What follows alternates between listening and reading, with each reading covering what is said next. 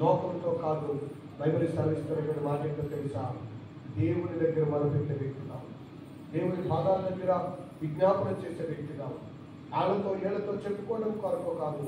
మనుషుల దగ్గర చెప్పుకుంటే ఈ సమస్య పెరిగింది కానీ ఎన్నటికీ ఎప్పటికీ కూడా అది తగ్గేది ఏమాత్రమో కాదు. అందుకని నెహెమ్యా దేవుని దగ్గరికి వెళ్ళి కన్నీరు కార్చాడు, దేవుని పాదాల దగ్గర మొరపెట్టాడు.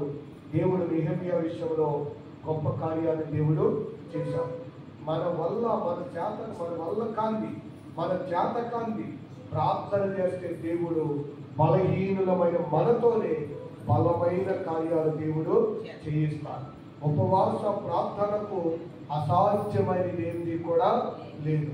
నెహెమ్యా కన్నీరు కార్చి ఉపవాసం ఉండి ప్రార్థన చేశాడు. ప్రియులారా, తన జీవితంలో కట్టలేదనుకున్న ఆ యెరూషలేము చుట్టూ ఆ బలహీనుడితోటి బలమైన గోడలు దేవుడు కట్టించాడు. ఈ రోజున బలహీనుడు అనుకున్నావేమో, నువ్వు చేస్తుండే కొద్దిగానే అనుకున్నావేమో. నువ్వు ప్రభు పాదాల దగ్గర మొరపెట్టు, నీ చిన్న ప్రార్థన ఒక బలమైన కార్యాలు చేస్తాను. అయితే బైబిల్ చూస్తున్న మాట ఏంటంటే, విడిచిపెట్టక విసుకొక నిత్యము ప్రార్థన చేయించుంటారు. ఏం చేయాలంట?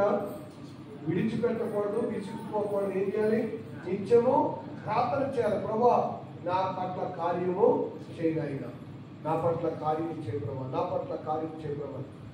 దేవుని యొక్క వాక్యంలో లోకాసువార్త 18వ అధ్యాయంలో ఆ యదవరాలు పిల్లలు విసుకుపోయేలాగా, ఆ లోక సంబంధమైన అధికారికి విసుకొచ్చేసేలాగా ఏం చేసిందో తెలుసా? విసుకొచ్చేసేలాగా ప్రార్థన చేయటం మొదలుపెట్టింది. న్యాయమును తీర్చాలి.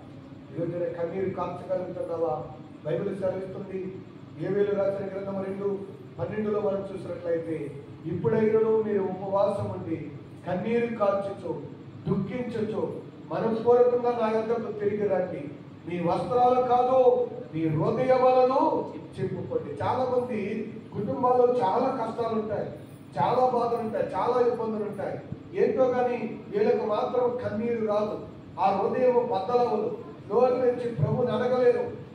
ఏంటంటే చేస్తున్నారు కదా అని యోగాలాగా పడుకోవడానికి చూస్తారు తప్ప, పిల్లల కుటుంబంలో చదవలేకపోతున్న సమస్యల విషయంలో, ఇబ్బందుల విషయంలో దేవుడు అంటున్నాడు, ఉపవాసం ఉండు, కన్నీరు కారువు, దుఃఖపడువు. ఎక్కడైతే నువ్వు పడిపోయావో అక్కడే దేవుడు నిన్ను నుంచోబెడతాడు. కనుక ఆయన అంటున్నాడు, నీ వస్త్రాలు కాదు మార్చుకోవాల్సింది, నీ హృదయాన్ని చెప్పుకునే వ్యక్తిగా ఉండాలి దేవుని సన్నిధిలో.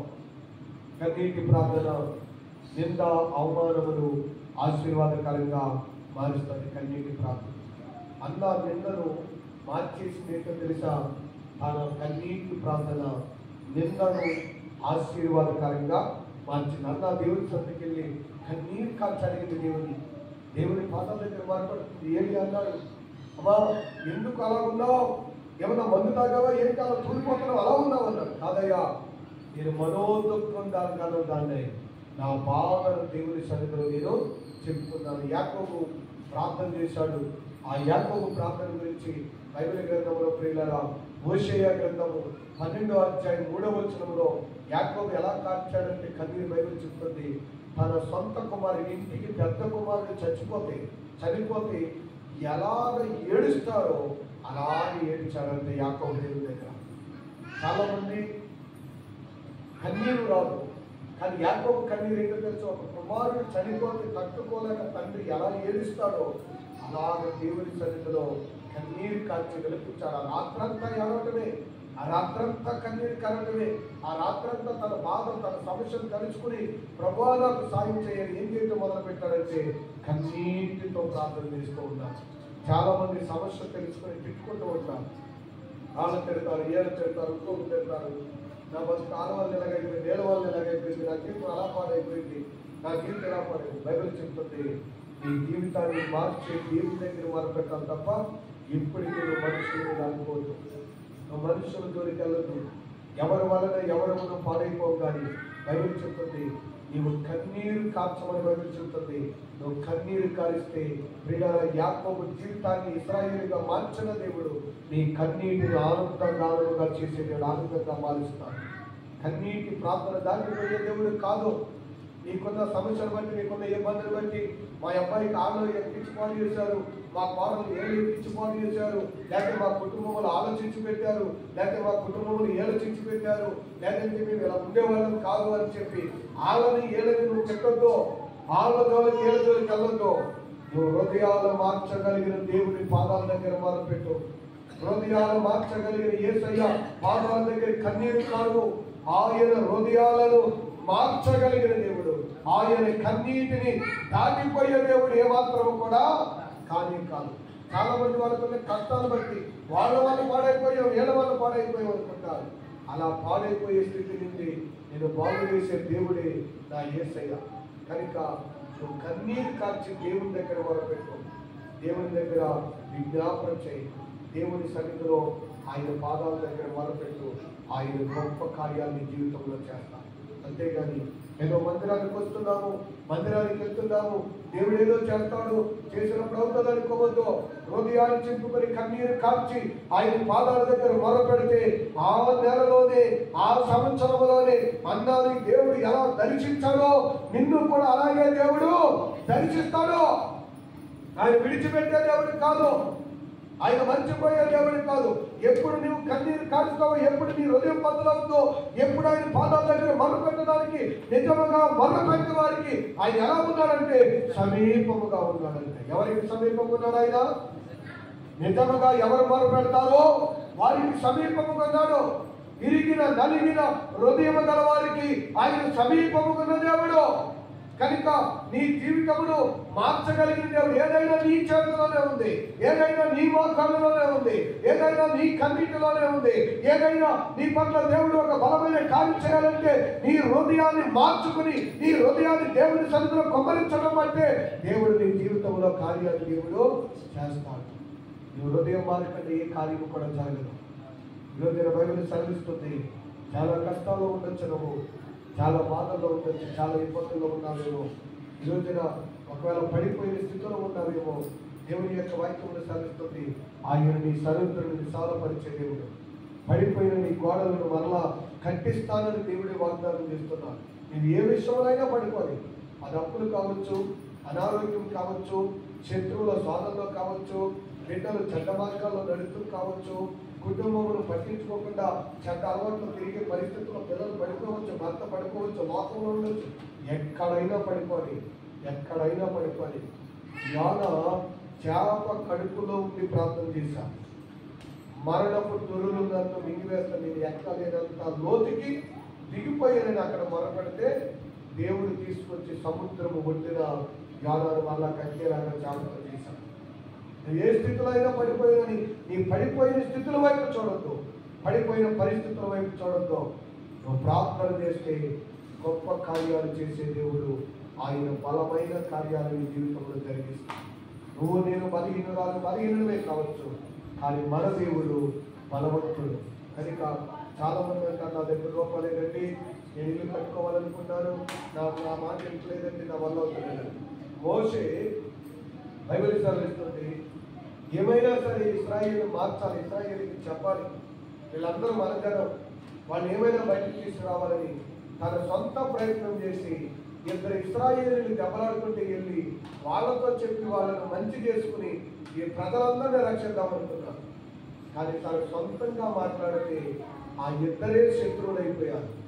కానీ అదే మోషే దేవుడితో మాట్లాడిన తర్వాత, యెరోబులో దేవుడితో మాట్లాడిన తర్వాత వెళ్ళి ఇశ్రాయేలుతో మాట్లాడితే అతను మాటలు నమ్మి 20 లక్షల మంది వచ్చారు. మాట ఎప్పుడు పెరుగుతుందో తెలుసా? అతడు దేవుడితో మాట్లాడిన తర్వాత, దేవుడితో సవాసం చేసిన తర్వాత, దేవుని దర్శనమును పొందుకున్న తర్వాత, దేవుడితో ఎప్పుడైతే మోసే మాట్లాడాడో దేవుడు అన్నాడు, ఇప్పుడెల్లో ఐగుప్తుకి వెళ్ళి నా ప్రజలను తీసుకురామన్నప్పుడు అప్పుడు వెళ్ళి మోసే మాట్లాడితే ఇద్దరు మందు మాట్లాడితే మాట వినలేదు. కానీ తర్వాత 20 లక్షల మంది మోసే మాటలు బట్టి బయటకు వచ్చారు. ముందు మాట్లాడినవాడు మోసేయే, తర్వాత మాట్లాడినవాడు మోసేయే. ముందు తాను సొంతంగా మాట్లాడాడు, తర్వాత దేవుని శక్తి, దేవుని అభిషేకాన్ని పొందుకొని, దేవుని దర్శనాన్ని పొందుకొని, దేవుడితో మాట్లాడిన తర్వాత వెళ్ళి మాట్లాడాడు. 20 లక్షల మంది బయటకు వచ్చారు. నీ బిడ్డ విషయంలో కానీ, నీ భర్త విషయంలో కానీ, నీ కుటుంబ విషయంలో కానీ, కఠినమైన నీ అప్పుల విషయంలో కానీ దేవుడే కార్యాన్ని జరిగిస్తాడు.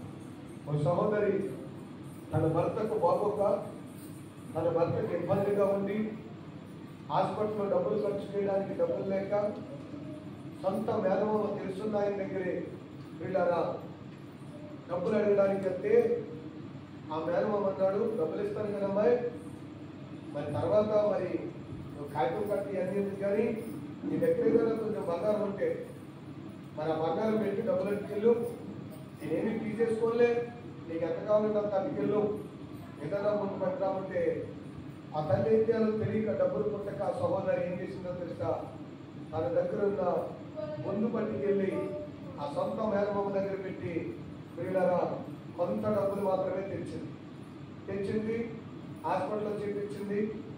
అనుకోకుండా భర్త చనిపోయాడు. కొన్ని రోజులు గడిచిన తర్వాత తన దగ్గర డబ్బులు కుదిరి మళ్ళా డబ్బులు పట్టుకుని వెళ్ళింది. ఆ మేనమామని అడిగింది, ఏమన్నా తెలుసా? మేనమామని అడిగింది, భయా మరి డబ్బులు తెచ్చి ఇచ్చేస్తానన్నావు కదా, వడ్డీ కూడా వద్దులే, బంగారం పెట్టి పట్టుకెళ్ళి నువ్వేమిస్తావు అన్నావు కదా, మరి నేను డబ్బులు తీసుకొచ్చాను, మరి నా బంగారం నాకు ఇచ్చేమయ్యా, మరి ఇలా అయిపోయింది కదా అంటూ రాలేకపోయారంటే నన్ను మేనమామ అన్నాడు. సొంత మేనమామ ఏమన్నాడో తెలుసా? మాట్లాడిన మాట ఇప్పుడు దాకా ఉంటే ఎక్కడ ఉంటుంది, అది ఎప్పుడు అయిపోయింది, తర్వాత చూడాలి, మరి నీ దగ్గర డబ్బులు నేనెక్కడ జాగ్రత్తలు పెట్టిన తర్వాత తెస్తానన్నా, తర్వాత కొన్ని వడ్డీ కూడా ఇస్తాను, నేను పట్టుకెళ్ళిన చోతే 20,000, నేను పెట్టిన చోతే 3 కాసులు బంగారు, కాబట్టి ఆ వడ్డీ కూడా వేసి ఇచ్చేస్తాను, 6 నెలల్లో సంవత్సరం అవుతుంది, ఆ వడ్డీ వేసి ఇచ్చేస్తాను, అది నాకు నేను ఇస్తాను, నేను చూస్తాను అన్నాడు. కానీ 2 సంవత్సరాలు తెప్పించుకున్నాడు. ఇవ్వలేదు పెట్టారు. దేవుని సన్నిధిలో చాలా ప్రార్థన తీసుకునేది, కన్నీటి ఖర్చేది. దైవ సేవకులతో చెప్పింది, అయ్యా ఇది పరిస్థితి మాది ఎలా ఉంది, ఆ వస్తువు వస్తలేదు ఇస్తలేదంటే రోజున ప్రార్థన చేస్తాము, ధైర్యం ఉండండి, దేవుడు విడిచిపెట్టాడు, దేవుడు ఇస్తాడన్నా.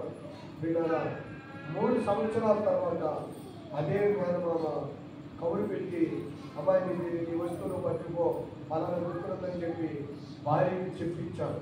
ఎందుకో తెలుసా?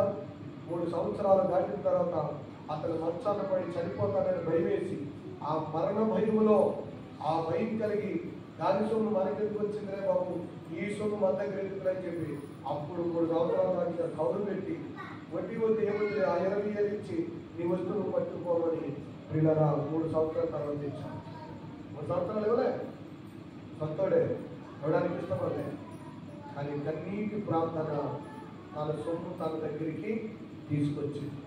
తన సొమ్ము, తన కష్టాల జీతం ఏదైతే ఉందో పోయిందనుకుందో ఇక రాత్రి వదిలేసుకుంది. కానీ మరిచిపోయింది కూడా, ఎవరికి ఎందరు సొమ్ము ఇవ్వలేదు, ఇక మందే ఉందని ఇక పోయిందనుకుంది. కానీ ఆశ్చర్యంగా దేవుడు ఏం చేశాడో తెలుసా? 3 సంవత్సరాలు దాటిన తర్వాత కూడా మరలా తన సొత్తు తన సోదరుడు తన దగ్గరికి వచ్చింది. గొప్ప విశేషం ఏంటంటే మీకు ఎందుకు చెప్తున్నానంటే, సంవత్సరాలు ఎన్నైనా ఆవిడ ప్రార్థన చేయడం మానలేదు. సంవత్సరాలు గడిచింది, 2 సంవత్సరాలు గడిచింది రాదు, 3 సంవత్సరాలు గడిచింది రాదు, 6 నెలలు గడిచింది రాదు, ఇప్పుడు దాకా రాలేదు. ఆ అపనమ్మకులకు ఎప్పటికైనా దేవుడు ఇస్తాడని ప్రార్థన చేస్తారు, ఎప్పటికైనా వాళ్ళు పెట్టింది. దేవుడు ఆశ్చర్యముగా తన వస్తువు తనకు వచ్చేలాగా దేవుడు చేశాడు. దేవుడు బైబిల్ చెప్తుంది, నీ ప్రార్థన ఒకవేళ ఆలస్యమైతే అవ్వచ్చేమో కానీ ఒక రోజున దేవుడి ఖచ్చితంగా ప్రార్థనకు ప్రతిఫలం దేవుడు ఇస్తాడు. దేవుడి కొద్ది మాటలు దీవించడం కాక సాక్ష్యాలు చెప్పు వాళ్ళు ఎవరైనా దగ్గరికి రావాల్సిందిగా మనం చేస్తున్నాం.